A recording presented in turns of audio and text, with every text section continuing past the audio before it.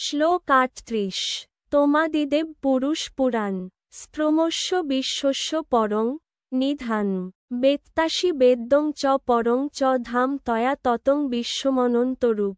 ৩৮-৬৬৯ তোম তুমি আদিদেব আদি পরমেশ্বর ভগবান পুরুষ পুরুষ পুরাণ পুরাতন তোম তুমি অস এই বিশ্বস্য বিশ্বের পরম পরম নিধান আশ্রয় বেত্তা জ্ঞাতা অসি হও বেদ্যম চ এবং যজ্ঞেয় পরম চ ধাম এবং পরম ধাম তয়া তোমার দ্বারা ততম ব্যাপ্ত বিশ্বম জগৎ অনন্তরূপ। হে অনন্ত রূপ গীতার গান তুমি আদি দেব হও সকলের সাধ্য নও পুরাণ পুরুষ সবা হতে জগতের যাহা কিছু স্থির এই জগৎ তোমাতে সম্ভব হয়েছে পিছু তুমি জান সব প্রভু সনাতন তুমি বিভু তুমি হও পরম নিধান।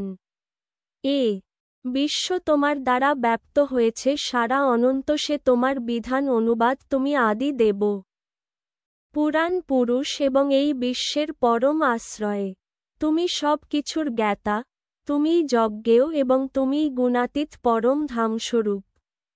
হে অনন্তরূপ এই জগৎ তোমার দ্বারা পরিব্যাপ্ত হয়ে আছে তাৎপর্য সব কিছুই পরম পুরুষোত্তম ভগবানকে আশ্রয় করে বর্তমান তাই ভগবান হচ্ছেন পরম আশ্রয়ে নিধান মানে হচ্ছে সব কিছু এমনকি ব্রহ্মজ্যোতিও পরম পুরুষোত্তম ভগবান শ্রীকৃষ্ণের আশ্রিত।